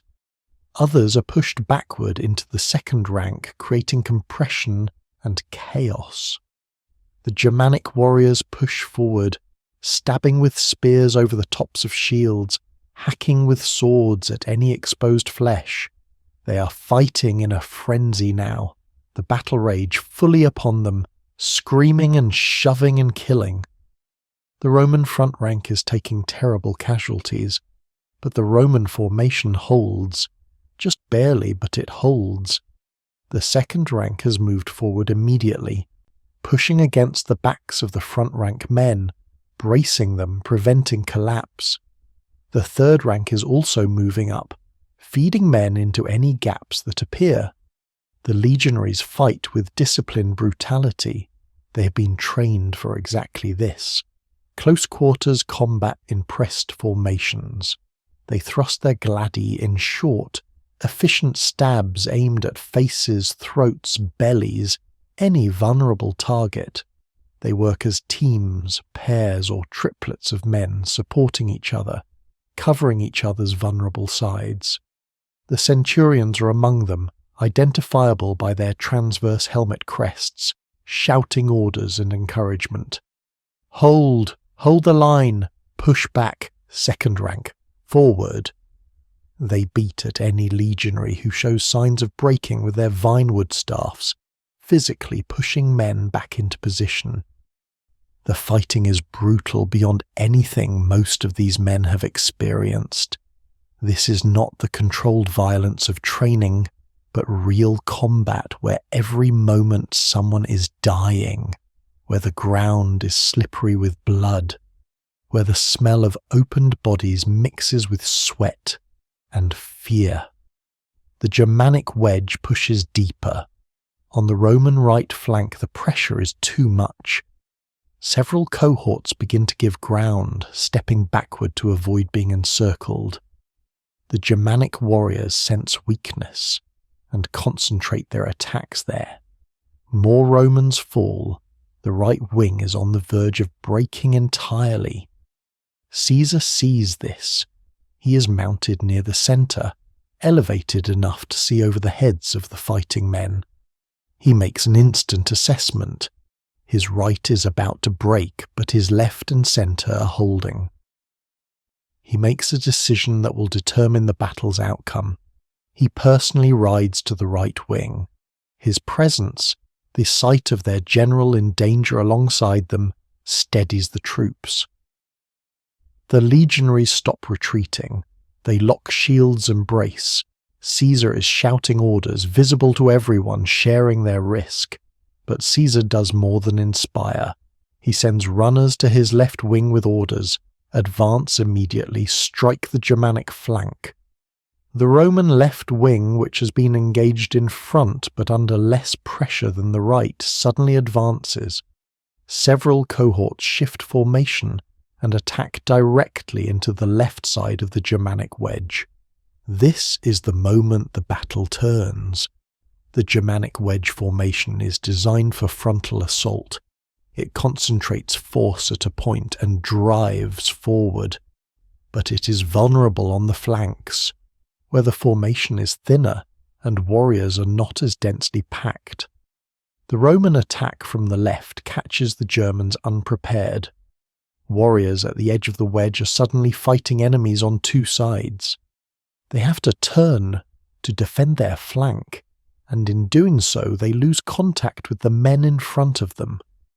The wedge, which depends on everyone pushing in the same direction, begins to lose cohesion. Confusion spreads through the Germanic formation. Warriors at the front are still pushing forward, trying to break the Roman centre, but those further back are being attacked from the side. Orders, if Ariovistus is even able to issue them over the chaos of battle, cannot be heard. The organised formation begins to fragment into clusters of men fighting independently, and once a formation breaks, Roman discipline dominates.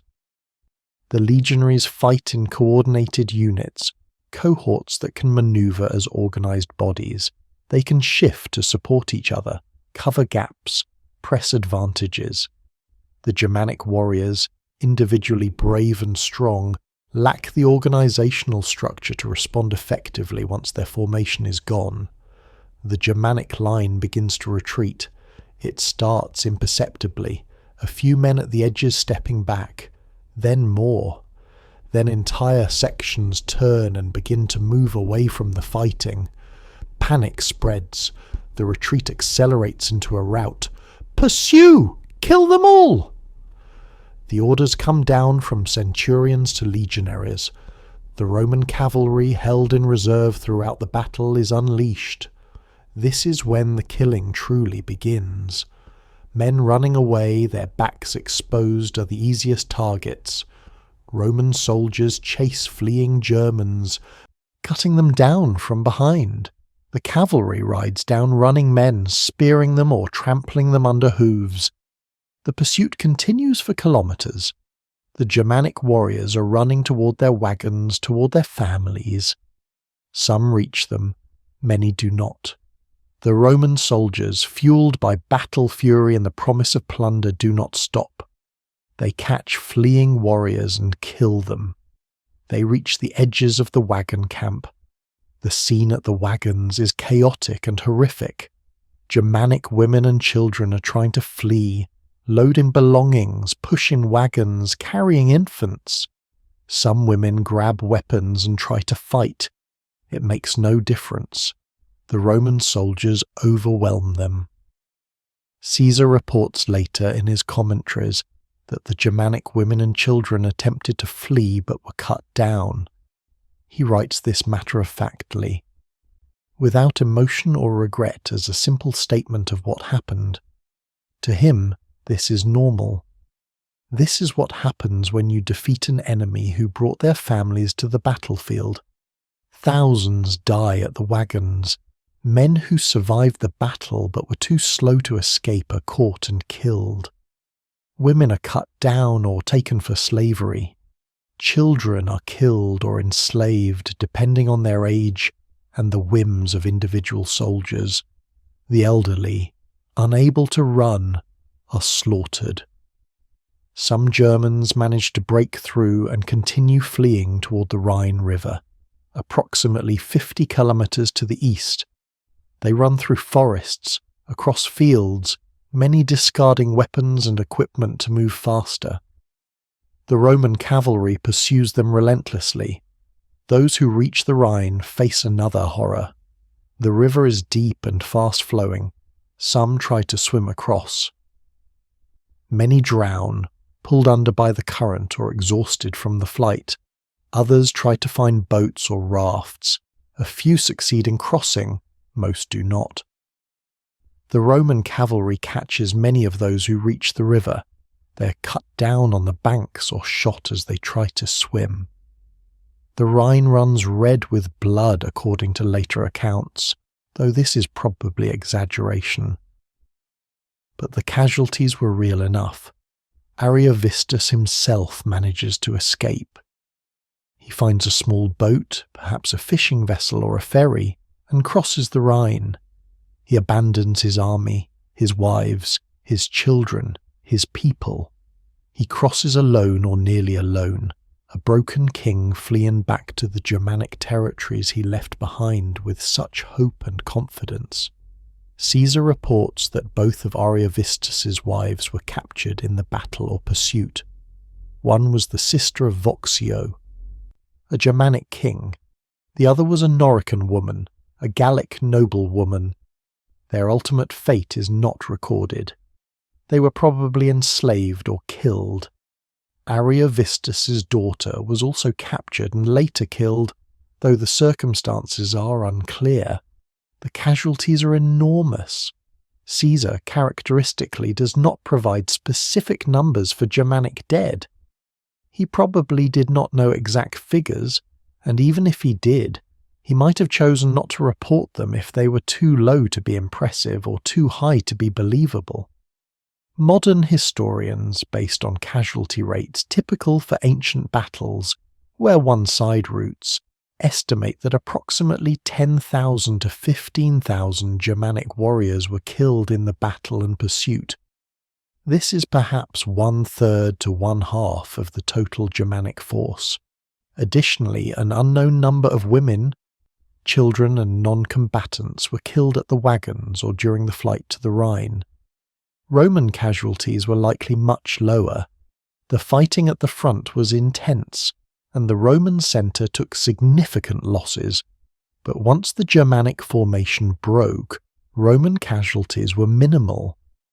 A reasonable estimate would be 1,000 to 3,000 Roman dead, and perhaps another 3,000 to 5,000 wounded seriously enough to be unable to continue fighting.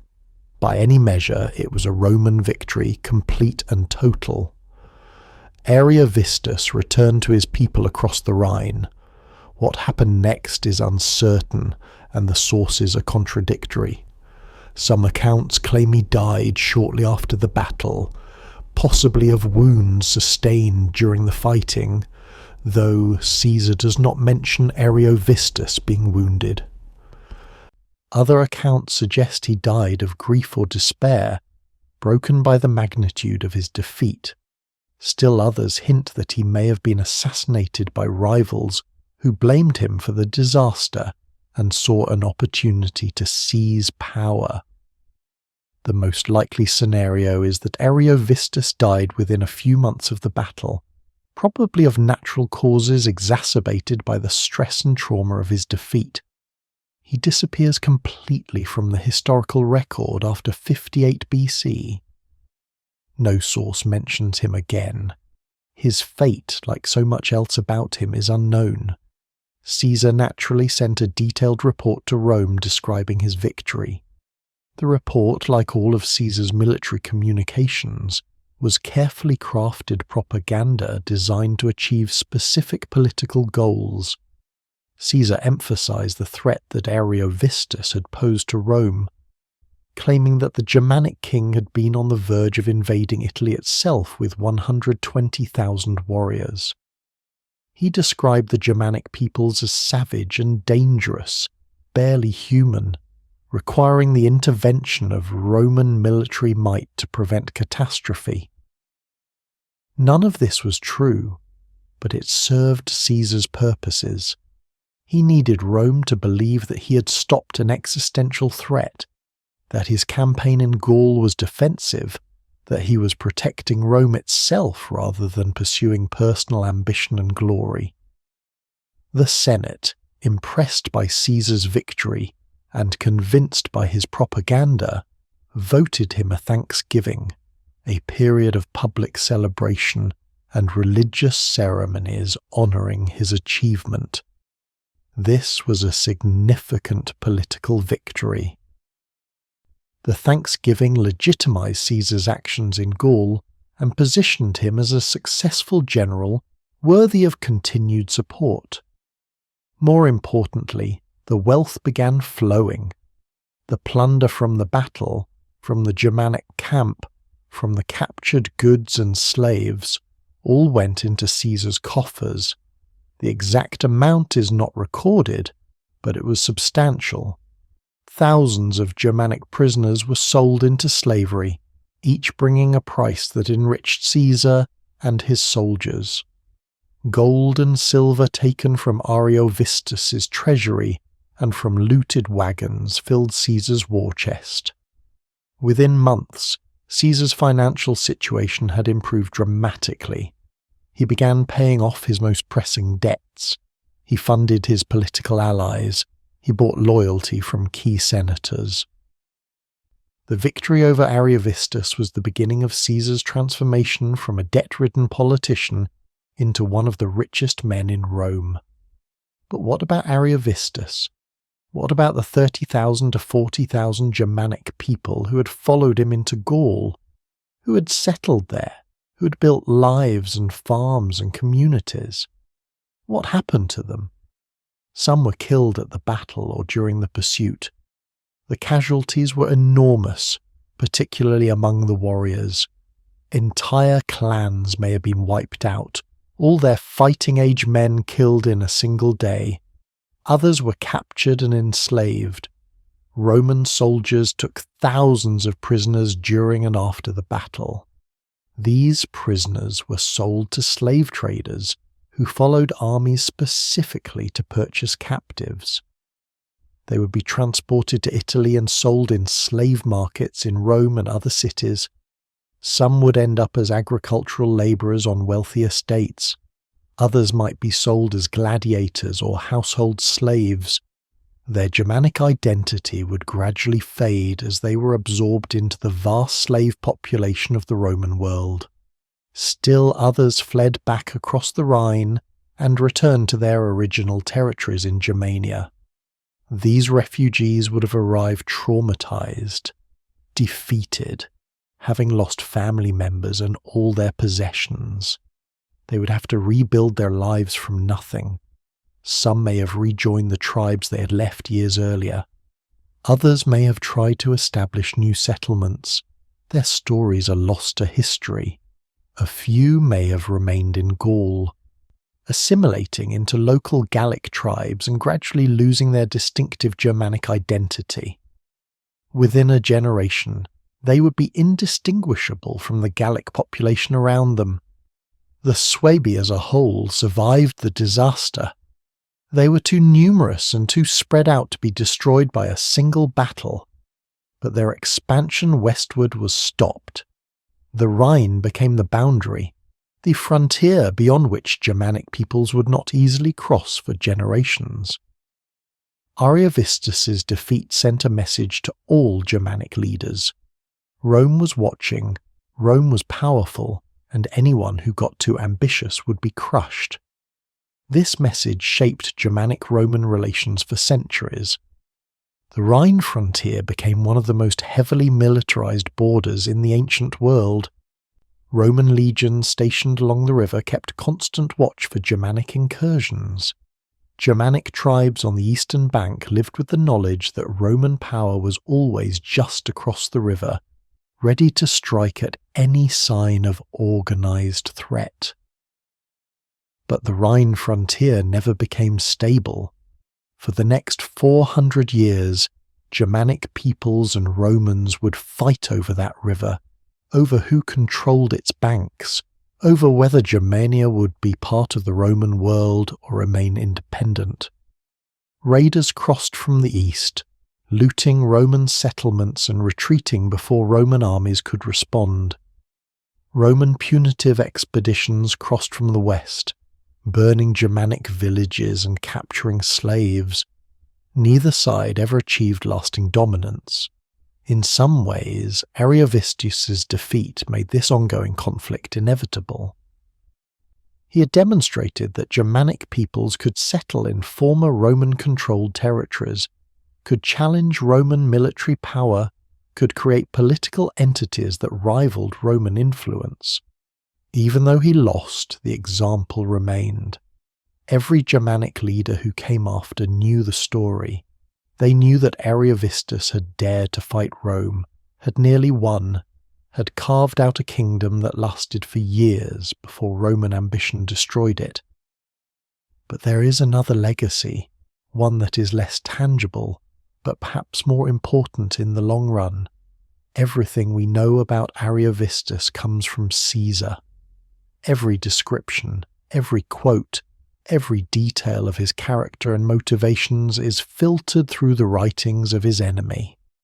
Caesar wrote the commentaries on the Gallic War partly as a military report for the Senate, partly as political propaganda to justify his actions, and partly as personal aggrandizement to celebrate his achievements.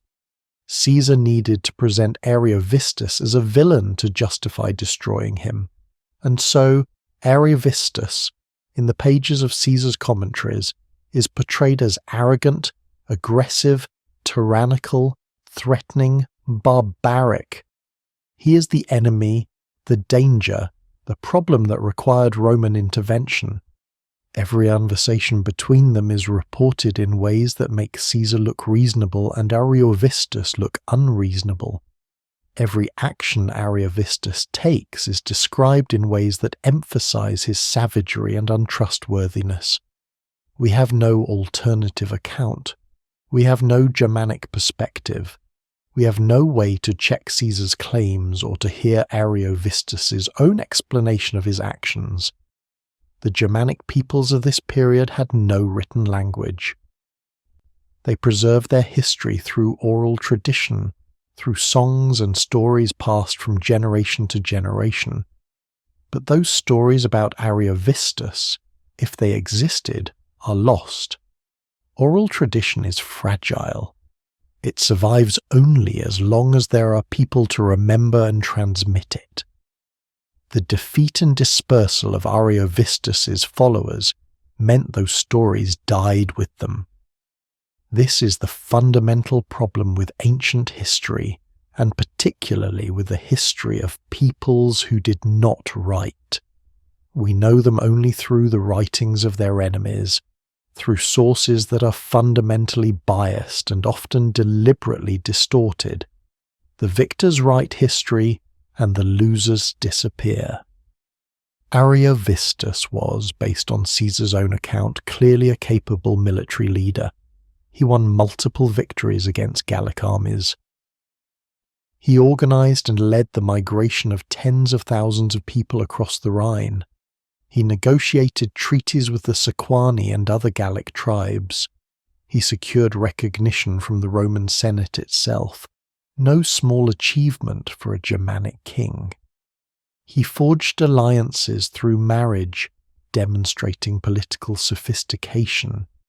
He commanded the loyalty of warriors from multiple tribes, holding together a confederation that could easily have fragmented. These are not the actions or achievements of a mindless barbarian. They suggest a man of real intelligence, strategic thinking, diplomatic skill, and leadership ability. They suggest someone who understood how power worked in the complex political landscape of Gaul, and who was able to operate successfully within that landscape for years. But we will never know what he really thought, what he really wanted, how he understood his own actions. We will never know if Caesar's portrayal is accurate or distorted. We will never know how Ariovistus saw himself, whether he considered himself a liberator of the Sequani who had hired him, or a conqueror building a kingdom, whether he had genuine grievances against the Aedui, or was simply pursuing advantage and wealth, whether he trusted Rome, or was cynically using Roman recognition for his own purposes. We know only that he fought, he lost, and he vanished from history. This is what erasure looks like. It is not dramatic or sudden, but gradual, quiet, almost mundane. A man exists, he makes choices, he affects the world, changes the lives of thousands of people. Then he is defeated. Then he is described by his enemy, his story told through hostile sources. Then, over centuries, he's reduced to a footnote, a name in a history book, a minor character in someone else's narrative. Ariovistus exists now only as a supporting character in the story of Julius Caesar's rise to power. His life, his ambitions, his perspective have been subsumed into the larger narrative of Roman expansion and Caesar's greatness. He's become a plot device, the obstacle that had to be overcome, the villain who had to be defeated so that the hero could prove himself. And yet there is a strange irony in all of this. Caesar's own life would end in betrayal and violence. The glory he won in Gaul would lead to civil war that would tear the Roman Republic apart. The wealth he accumulated would not save him. On the Ides of March, 44 BC, just 14 years after defeating Ariovistus, Caesar would be stabbed to death by his own colleagues in the Roman Senate. His commentaries would survive. His name would echo through history, one of the most famous figures of the ancient world. But the republic he claimed to defend would die, replaced by an empire, and that empire, despite its power and sophistication, would never successfully conquer Germania. The Rhine remained a frontier, a boundary, a place where Roman power ended. The Romans tried repeatedly to push beyond the Rhine, to bring Germania under their control. They built forts, stationed legions, launched invasion after invasion. And they failed again and again. The forests of Germania remained largely unconquered. Perhaps Ariovistus deserves some credit for this outcome. He was the first Germanic leader to face a full Roman army in open battle. He lost, but he demonstrated that Germanic warriors could fight Romans on equal terms, that they were not helpless barbarians waiting to be subjugated, that they could challenge Roman military power and inflict casualties even in defeat. Every Germanic leader who came after him knew the story, or at least knew of it. They knew that Ariovistus had fought Rome, that he had nearly won, that the wedge formation had broken the Roman line even if only temporarily. They knew that Romans could be beaten, that Roman soldiers were not invincible, that determination and courage could match Roman discipline and organization. This knowledge, this memory, shaped Germanic resistance for centuries. The Battle of the Teutoburg Forest in 9 AD, where Germanic tribes under Arminius annihilated 3 Roman legions, was possible because Germanic leaders believed they could win. That belief came partly from their own martial culture and confidence, but also from the memory of earlier leaders who had dared to challenge Rome. Ariovistus was one of those leaders, and though he lost, though his name was erased from his own people's memory and preserved only in the writings of his enemies, his example persisted in a way that even Caesar's victory could not destroy. So perhaps Ariovistus's legacy is not one of failure, but of resistance, not of defeat, but of defiance. He stood against Rome. He refused to submit even when submission would have saved him. He chose to fight rather than to bow. And though he paid the ultimate price for that choice, the choice itself mattered. History is not what happened. History is what was recorded. And what was recorded was written by those who had the power to write, who had the leisure and literacy and resources to set down their version of events. Those who lost battles, who were conquered, who disappeared into slavery or death, left no records, their voices are silenced. But sometimes, if we read carefully, if we look between the lines of the victors' narratives, we can glimpse the losers' stories. We can see their humanity, their agency, their reasons for acting as they did. We can recognize that they were not simply obstacles to be overcome or villains to be defeated, but people with their own motivations and perspectives. Ariovistus was such a person. He made choices based on the information he had and the world he lived in. He was not irrational or monstrous, whatever Caesar claimed. He was a leader trying to provide land and security for his people, trying to navigate a complex political landscape, trying to build something lasting. He failed. Caesar was too strong, too skilled, too ruthless, and when Ariovistus lost, he lost everything: his kingdom, his people, his wives, his children, his name, his story. All that remains is the account written by his enemy, an account that cannot be trusted but is all we have. And so Ariovistus stands as a reminder, a ghost haunting the edges of history, a reminder that what we know about the past is incomplete, biased, shaped by power, a reminder that for every famous figure whose name echoes through centuries, there are thousands whose names are lost, a reminder that the powerful tell stories that justify their power, and those stories become history. The field where they fought is probably farmland now. The exact location is unknown, lost to time. No monument marks the spot. No inscription records the names of the 30,000 Germanic warriors who followed their king into battle and never came home. The bones have long since turned to dust. The blood has long since washed away. But somewhere in that soil are the remnants of those warriors. Somewhere in the Rhine are the bones of women and children who drowned fleeing Roman swords. Somewhere, lost forever, is the truth of what really happened between these two men and why it had to end in blood and fire. All we have is Caesar's account. All we have is the victor's story. And that story tells us that Ariovistus was the enemy, the barbarian, the threat that had to be destroyed to save Rome. Perhaps he was. Or perhaps he was just a man who refused to submit to Roman power and paid the price for his pride. We will never know, and that perhaps is the real tragedy.